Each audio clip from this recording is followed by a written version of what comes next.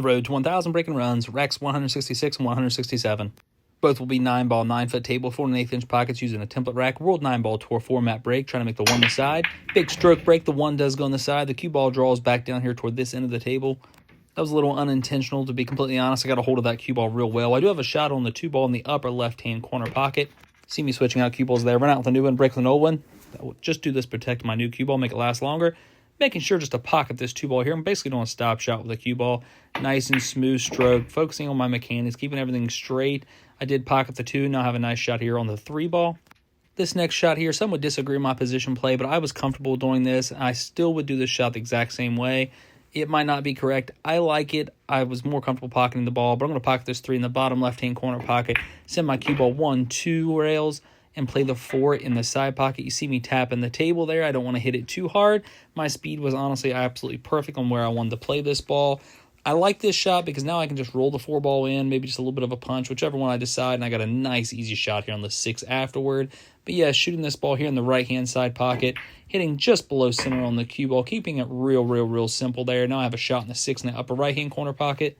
I removed the template rack so it does not affect the outcome of the rack whatsoever. Shooting the 6 here, I was going to draw a round table 2 rails for the 7. That was not the correct shot. Instantly, I changed my mind because I realized the easy shot is just to roll the 6 in like this. 12 o'clock spin on the cue ball, coming out 1 rail, playing the gap between the 8 and the 7 ball here. Got a nice shot on the 7 in the upper left-hand corner pocket. My speed was really good. I see I'm cueing low on the cue ball here, so I'm just going to draw straight back to play the 8 in the same exact pocket, leaving the cue ball nice and close to the 8 ball there, so I don't have to do much work whatsoever. Shooting this 8 ball in the upper left-hand corner pocket. Nice and simple, just a stop shot right around center ball right there.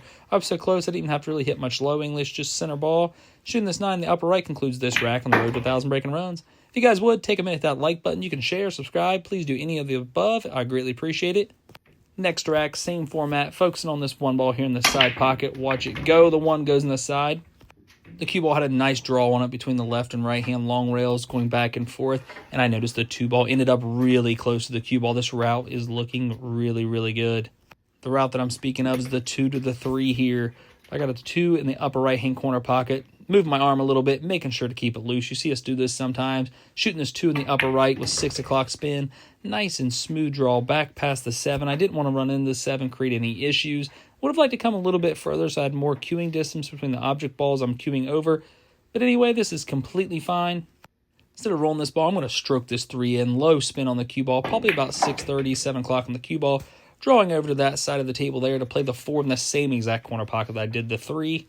Keeping my cue flat here to make sure to pocket this 4 ball. I'm going to shoot the 4 in the bottom left-hand corner pocket, float the cue ball over to the left-hand long rail, bounce out just a little bit on the 5 ball. That way when I shoot the 5, the cue ball comes off the rail, and I can cue it nicely for the 6.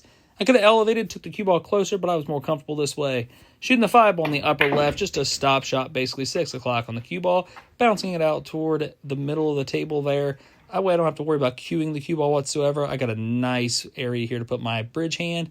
Cueing the 6 ball in the upper right-hand corner pocket. I just roll that in, a little bit of high right spin, about 1 o'clock, bouncing up the right-hand long rail. I did want to be more straight in than I am right here, so I have a little bit more angle than I wanted, but this is completely fine. The reason why is now when I shoot this shot, I got to hit it a lot smoother, a lot easier than I wanted. See how easy I rolled that 7 ball in? If I hit it harder, the cue ball goes further away from the 8. I did not want that. That's why I wanted to be straighter in on the shot prior, but this worked. It was completely fine. Shooting this 8 ball, I'm going to come across the angle on my 9, so I'm going to hit a little bit harder to bring out the right-hand long rail. That way I guarantee to leave the cue ball off the rail. I got a nice cueing distance here between the rail and my bridge hand. Pocketing that ball in the upper left-hand corner pocket concludes this rack on the road to 1,000 breaking runs. If you guys would, check out my sponsors, and as always, I appreciate you watching.